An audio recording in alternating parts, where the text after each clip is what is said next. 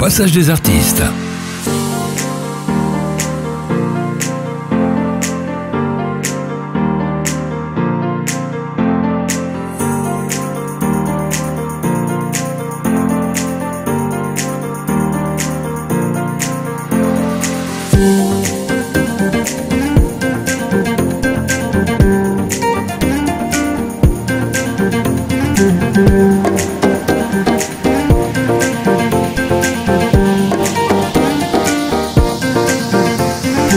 Bienvenue au passage des artistes sur Arsène Radio. On va parler théâtre et politique aujourd'hui avec un fou de théâtre et un fin connaisseur de la vie politique.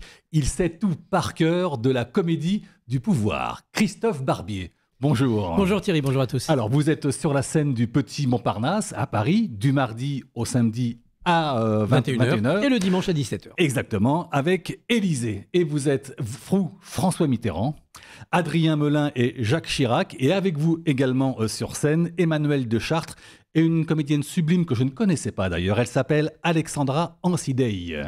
Alors, 1981, François Mitterrand devient président de la République et vraisemblablement, je dis vraisemblablement, élu grâce aux voix gaullistes.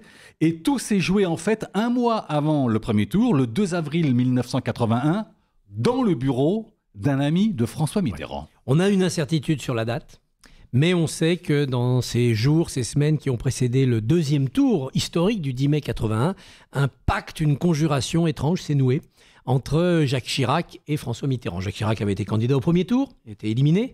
Il voulait la défaite de Giscard, à tout prix.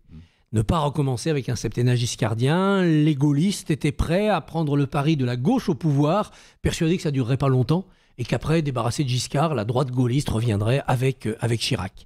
Évidemment, ils ne pouvaient pas savoir que ça allait leur prendre 14 ans. Ils pensaient que ça irait beaucoup plus vite. Mais il y a cette rencontre et ce pacte qui va se transformer en action militante. Une lettre envoyée par un gaulliste de gauche, ministre du Général, ministre de Pompidou, Philippe de Chartres, à 400 000 militants gaullistes, pour leur dire ne votez pas Giscard, votez Mitterrand. Ces militants vont en parler dans leur entourage. On estime qu'1 million de voix ont été bougées de cette manière-là et François Mitterrand a gagné avec 1 million de voix d'avance. Alors les mouvements électoraux, c'est toujours plus compliqué parce que les communistes ont fait aussi des choix contraires. Enfin bref, on ne saura jamais exactement le poids de cette initiative, mais sans Chirac, il est probable que Mitterrand aurait pu être battu. Alors, on va remonter le temps tout au long de la pièce, on va en reparler, mais c'est aussi, en fait, le portrait de deux hommes, de deux monstres de la politique, Jacques Chirac et François Mitterrand, et on découvre, si on ne les connaissait déjà d'ailleurs, leur caractère, leur travers, leur cynisme, jusqu'à l'origine de leur nom d'ailleurs. Oui, c'est un des débats entre eux, puisque Mitterrand est très attaché à l'histoire. Il sait ce que veut dire son nom, Mitterrand, au milieu des terres. Ça veut dire pour lui porter un destin, ce destin français. Lui, l'homme de la Charente, l'homme de Jarnac. Pour Chirac, rien à faire. Ce qui compte, c'est l'action. Ce qui s'est passé il y a 100 ans, il y a 10 ans, il y a 1 an, ça n'a pas d'intérêt. Aujourd'hui, demain, Chirac est un être politique tout en mouvement, tout en conquête, tout en appétit. Mitterrand est un homme politique tout en réflexion, tout en stratégie. C'est un joueur d'échecs, Mitterrand. C'est un cavalier, un hussard, Chirac. Alors, Mitterrand ne mésestime pas Jacques Chirac. C'est son adversaire, mais pas son ennemi, dit-il. C'est important. Tout à fait. Il le considère comme un adversaire, d'abord parce que Mitterrand place au-dessus de tout l'estime du politique. Donc la politique est un jeu qu'on joue quand on est un grand maître, et tous ces grands maîtres de gauche ou de droite, ils doivent se respecter. C'est très important pour lui. Par ailleurs, un adversaire, vous pouvez l'utiliser. Pactiser pendant un temps, le manipuler. Un adversaire peut être provisoirement un allié, c'est ce qui va se passer. Un ennemi, c'est pas possible. Donc avant de décréter qu'on a des ennemis, il faut se contenter d'avoir des adversaires, parfois moins dangereux que les rivaux, c'est-à-dire ceux qui, dans votre propre camp, veulent vous faire la peau.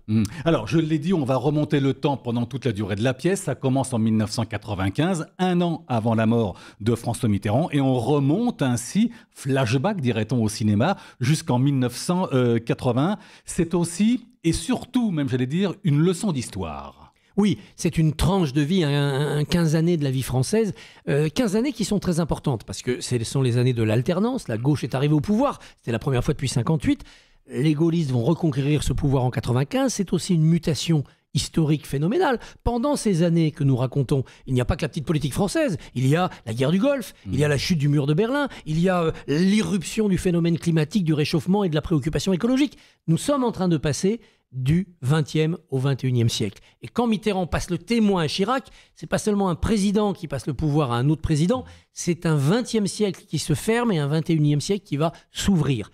Et c'est très important de voir cette continuité dans une forme de complicité entre les deux hommes. Complices parce qu'ils ont fait ce coup fourré en 81 pour se débarrasser de Giscard, complices aussi parce que quand on est au sommet du pouvoir, on est très peu nombreux.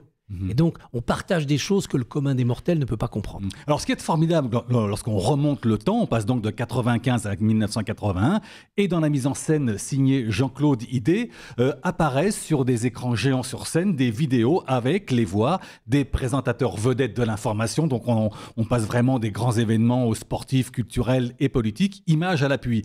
Et ça, c'est très bien, ça situe mieux l'histoire par rapport aux spectateurs qui sont dans la salle. Parce que nous avons tous des souvenirs. Ce sont des repères, qui nous ont plus ou moins marqués. Exactement. Tel spectateur va être très sensible à l'évocation de Coluche et des Restos du Cœur en 86. Pour un autre, ce sera l'élection de Georges Bush père. Pour un troisième, ça sera le déclenchement d'une guerre ou Tchernobyl. Chacun dans sa sensibilité a une mémoire. Et on voit bien que nos spectateurs, quand ils regardent ce déroulé rétrospectif accéléré, eh bien, ils n'ont pas les mêmes stimuli d'un siège à l'autre. Ils se sont finalement, ils ont appris à se connaître entre 81 et 95 de plus en plus, François Mitterrand. Et nous d'ailleurs aussi, on apprend énormément de choses. Pour ceux, encore une fois, qui ne le savent pas, Mitterrand, de l'extrême droite au socialisme. Jacques Chirac, du marxisme au gaullisme. Oui, ce sont des itinéraires croisés pour les deux personnages. Ce sont surtout des identités idéologiques qui ne sont pas figées. Ouais. C'était des êtres qui étaient un peu comme de l'argile, qui pouvaient se colorer en fonction des circonstances. Et en effet, Mitterrand a commencé à l'extrême droite, il finit dans une alliance avec les communistes, mais parce que les circonstances le veulent. Et que pour gagner le pouvoir, il doit passer par cette mutation. Et de la même manière, Chirac, que les opposants appelaient dans les années 70 Facho Chirac, tellement il était à droite, il va se réhumaniser, refaire un virage à gauche en 95, avec la fracture sociale, manger des pommes, pour être élu par les Français. Et quelle est la raison d'être de cette mutation idéologique ? Il y a une part d'opportunisme, de calcul politique, mais il y a aussi le flair de ces deux hommes qui veulent entrer en résonance avec le peuple. Oui. Sentir le peuple, être le président qu'il faut au moment où il faut. Et ça, c'est quand même un exercice de caméléon politique qui est quand même assez de haute voltige. Et d'ailleurs, François Mitterrand reconnaît cette capacité, cette vertu, cette qualité à Jacques Chirac en lui disant « Eh bien oui, c'est vrai, je le reconnais, vous avez raison, vous êtes très proche du peuple. » Exactement. Il partage ça, cette proximité avec le peuple, cette volonté d'aller vers l'autre et de ressentir comme on ressentirait face à un être humain unique, un sentiment par rapport à un peuple. Être dans la même relation avec 40 millions d'électeurs qu'on peut l'être avec un homme ou une femme dans une relation amoureuse ou amicale. Alors je le dis franchement, parce que c'est comme ça que je l'ai ressenti, et vraisemblablement que les gens l'ont ressenti en allant au Petit Montparnasse, votre Mitterrand, j'allais dire votre premier François Mitterrand, puisqu'on vous voit donc d'abord en 1995, c'est assez spectaculaire, sidérant encore une fois. Vous vous êtes fait le visage de Mitterrand avec cette peau granulée, ces taches de vieillesse, une chevelure dont je ne dis rien, une tenue aussi, les mains qui se rejoignent lorsque parlait ainsi l'ancien président de la République. C'est fascinant ça, ce que vous avez fait. C'est le Mitterrand que j'ai connu personnellement. Et ça vous a demandé beaucoup de travail, ça. Oui, ça demande beaucoup de réflexion, de travail, fabriquer un postiche, assurer le maquillage. On l'améliore encore de jour en jour par rapport aux éclairages, comment faire en sorte d'être au plus près de la vérité. Exactement. De ce Mitterrand malade. Son cancer se redéclare en 92 après 10 ans de rémission et puis il va aller en 4 ans vers la mort. Je l'ai connu à ce moment-là, Mitterrand. Je n'ai jamais été dans son intimité, mais j'ai participé à des rencontres collectives et j'ai vu cet homme confronté à la douleur, aux limites de son propre corps, avec la voix parfois qui se perdait, la démarche qui n'était pas assurée, et un homme qui travaillait de plus en plus dans la sobriété. Il n'avait plus les moyens de faire des effets de manche, des grands moulinets, donc le moindre geste, le moindre haussement de sourcil, le moindre ton était calculé et raréfié par Mitterrand. Alors évidemment, il avait à l'époque une force magnétique, une aura que je n'aurais jamais. Mais au théâtre, heureusement, il y a une illusion qui permet avec le public de recréer cette aura de la scène. Mais c'était très poignant de le voir, parce qu'on voyait l'homme en train de mourir, c'était une agonie. On voyait l'homme aussi qui était accompli dans son parcours et qui développait déjà une réflexion sur l'après, sur l'au-delà. Ce qu'on a appelé la métempsychose de Mitterrand, c'est-à-dire le voyage de l'âme. À propos de la mort, il a dit un jour à un de ses interlocuteurs « J'ai fait le tour de la question ». Quand on lui demandait s'il croyait en Dieu, etc. J'ai fait le tour de la question. Et c'est cette phrase-là que j'essaye de jouer. Un homme qui a fait le tour de la question. Mhm. Mais il y a encore l'interrogation, qu'est-ce qu'il y a après? Et moi, j'ai encore en tête le livre que vous avez écrit, qui se déroule de janvier 94 à janvier 95, les 12 derniers mois Voilà. de Mitterrand. 95-96 jusqu'à sa mort, 237 jours. Exactement. Et je ne savais pas en Et faisant là, ce vous y livre, allez en mois par 98, mois, quoi. voilà. Et donc, on voit bien la décadence, la chute finalement. Et le pèlerinage. Et le pèlerinage. Retourner dans tous les lieux aimés, dans tous les lieux importants, revoir les personnes importantes et essayer, dans ces derniers mois de vie pour Mitterrand, de sculpter la statue qu'il voudrait léguer à la postérité. Alors ça marche pas. Ouais. Les historiens, les critiques arrivent, on dévoile les secrets que vous ne vouliez pas dévoiler, mais enfin vous avez quand même participé à l'écriture de votre propre mythe. C'est ça ce que Mitterrand a fait dans ces derniers mois. Et le 17 mai 95, quand il passe la main à Chirac, quand il passe le pouvoir à Chirac, c'est ce chapitre-là de sa vie qu'il commence à écrire. Et les confidences qu'il fait à Chirac, c'est pour que Chirac les raconte. Alors, il y a la grande scène finale, évidemment, du spectacle. C'est la rencontre entre les deux hommes, dans le bureau, d'ailleurs, de Philippe de Chartres. Jacques Chirac est plutôt réticent à vouloir aider Mitterrand. Ce qu'il craint surtout, Jacques Chirac, c'est de passer pour un traître. Oui, parce qu'il avait déjà cette image-là. En 74, Pompidou meurt, les gaullistes ont un candidat naturel, Jacques Chaban-Delmas, et Chirac trahit. Il mène la rébellion avec une partie du parti gaulliste pour dézinguer Jacques Chaban-Delmas, prendre la main sur les gaullistes, et ça donnera le RPR. Il s'allie avec Giscard. Ouais. Il devient son Premier ministre. Donc il a trahi Chaban pour s'acoquiner avec Giscard, et 7 ans après, il va trahir Giscard pour aider Mitterrand à gagner. Il est persuadé que ça va lui coller comme une image de traître, et ça lui collera. Sauf qu'un jour, le traître sera trahi. Et quand Balladur trahira Chirac en 93-95, Chirac sera blanchi. On se dira, le pauvre, il est trahi, c'est un martyr. On oubliera ses propres trahisons, il deviendra la victime. Ça l'aidera à devenir sympathique aux Et puis, yeux on français. découvre également, là encore une fois, je me répète peut-être pour ceux qui ne le savaient pas, qu'on a affaire aussi à deux cultures différentes dans l'histoire, et puis donc forcément sur scène, c'est-à-dire François Mitterrand qui cite les grands auteurs face à Jacques Chirac, qui lui va au Japon parce qu'il est fou des sumo. Voilà. Chirac, Contre-culture, quoi. voilà, exactement. Chirac, c'est l'homme qui regarde des westerns, qui aime le sumo, qui est dans l'action, dans le combat. Mitterrand, eh ben, il lit des vieux auteurs du 19e et il est dans la méditation. Sauf que Chirac cache un autre Chirac. Oui, Et derrière absolument. le Chirac qui lit Bibi Fricotin, comme disent les giscardiens, Exactement. il y a le Chirac qu'on va découvrir, nous, citoyens, 15 ans après, qui connaît tout des arts premiers, de la civilisation de la Chine, de la poésie russe. Et celui-là, il le cache pour se protéger.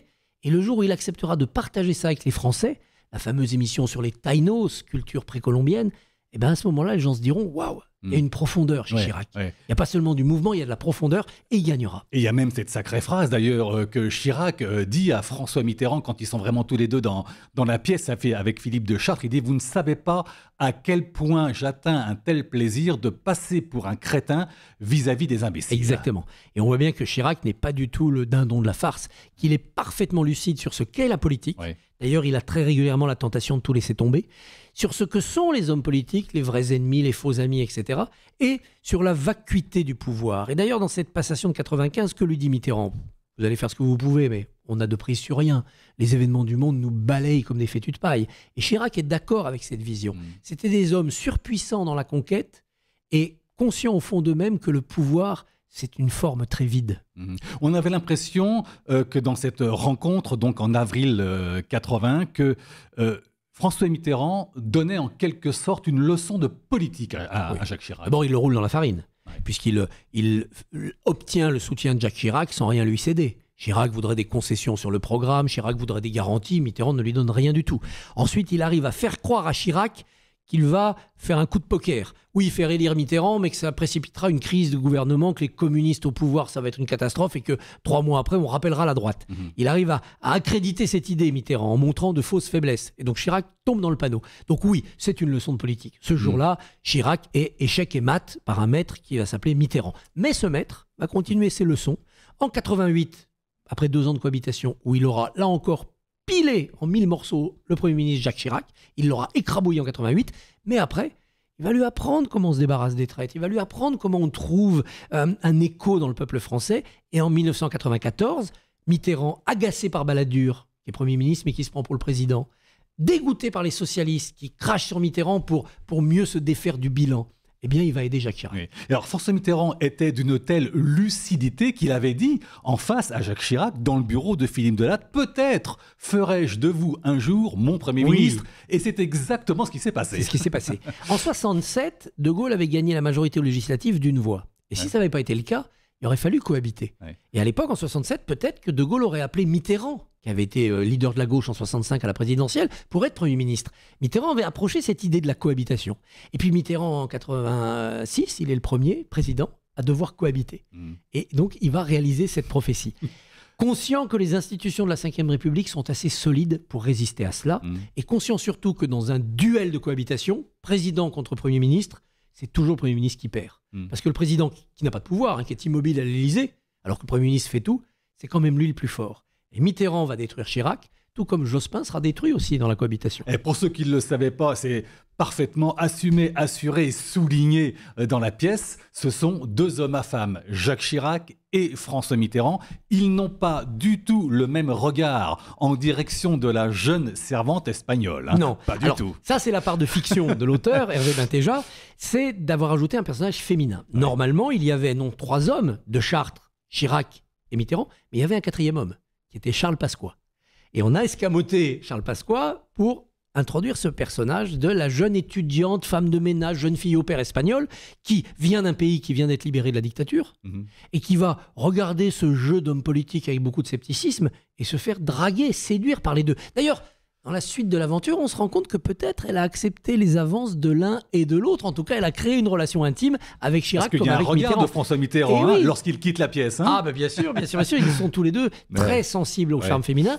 C'est aussi une époque où l'homme de pouvoir est un conquérant, c'est un prédateur de femmes. On est avant MeToo quand même. Aujourd'hui, ça ne serait plus possible. Impossible. Alors, il y a énormément de phrases, de répliques. J'en ai relevé 2, tenez, et qui résonnent encore aujourd'hui, à quelques semaines de la présidentielle. François Mitterrand dit « Les Français oublient tout, sinon ils ne voteraient pas ». Ah, c'est formidable. Ah, c'est formidable. Ça justifie la démocratie.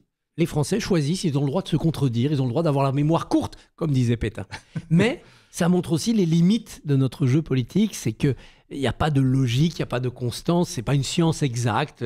Oui, on oublie Mitterrand et la Francisque, on oublie Mitterrand et l'attentat de l'Observatoire. Oui, on oublie que Chirac a dit le bruit et les odeurs, 10 ans après on l'aime bien. Cette capacité à avoir la mémoire courte pour un peuple, c'est quand même une forme de résilience. Parce que si on se souvenait de tout, aucun homme politique, aucune femme politique ne serait éligible. Personne n'est parfait. On a toujours fait une bêtise. Si on devait être disqualifié, il n'y aurait pas de vie politique possible. La vie politique, la démocratie n'est possible que si les peuples sont indulgents et qu'ils appliquent la présomption d'innocence et le principe de prescription pour les hommes politiques. Et puis, autre phrase, celle-ci émise par François Mitterrand également, et qui résonne en nos esprits, bien sûr. La politique, c'est du théâtre qui tourne à la farce. Oui, et d'ailleurs, théâtre et politique voisinent depuis les Grecs. La tragédie grecque, c'est déjà une mise en scène de la vie politique. Créon, Antigone, c'est de la politique sous forme de théâtre. Et c'est vrai jusqu'à aujourd'hui. Molière et le roi, on parle de Molière en ce moment avec le 400e anniversaire de sa naissroyauté, c'est la politique et le théâtre marchant main dans la main. Exactement. Beaumarchais qui allume les feux de la Révolution avec le mariage de Figaro. Victor Hugo qui fait Le roi s'amuse contre la royauté. En France spécialement, mais c'est vrai aussi de Shakespeare, c'est vrai de la démocratie depuis les Grecs. Théâtre et politique, ce sont les deux faces d'une même médaille. Et Mitterrand le rappelle. Et d'ailleurs, une grande partie du travail qu'on a fait avec le Jean-Claude Idé, le metteur en scène, c'est ça. C'est comment mettre en théâtre nos deux personnages. Il ne faut pas faut pas faire des imitations. On n'est pas des humoristes, on n'est pas des imitateurs, on n'est pas les marionnettes du bébé de show. Il faut incarner. Il faut incarner. Incarner, ça peut être très léger, ça peut être dans ce qu'on dit, dans ce qu'on ne dit pas, dans ce qu'on montre. Et c'est tout ce travail-là, c'est-à-dire théâtraliser le personnage politique sans le caricaturer. Et ça a été très difficile. Et bien incarner, c'est bien y croire. Oui, il faut non pas se prendre pour, non, mais croire qu'ils étaient sincères. Il faut absolument croire qu'à chaque instant de leur combat politique, ces deux hommes étaient dans l'authenticité de leur personne et dans la sincérité de leur combat. Même si on sait que la vie politique, c'est des sincérités successives. Ouais. Il faut y croire, sinon on transforme ce théâtre politique, et théâtre c'est noble, en jeu d'ombre chinoise, et ça c'est faux. C'est un formidable spectacle, avec d'ailleurs un spectacle qui n'est pas dénué d'humour, parfois. Ah oui, c'est une comédie. C'est une comédie politique. Élysée, c'est au Petit Montparnasse, du mardi au samedi à 21h, avec Christophe Barbier, mais aussi Adrien Melin, qui est Jacques Chirac, Emmanuel de Chartres, Alexandra Ansidei. C'est une pièce d'Hervé Bentéja et une mise en scène de Jean-Claude Idé. C'est absolument formidable, très instructif. Christophe Barbier, merci infiniment. Merci Thierry, merci à vous tous. Merci, à bientôt. Retrouvez votre émission Au Passage des Artistes sur Arsène Radio. Arsène Radio, tous les jours, du lundi au vendredi à 19h30. Ne manquez pas vos artistes préférés dans l'émission Au Passage des Artistes sur Arsène Radio. Arsène Radio. Au Passage des Artistes.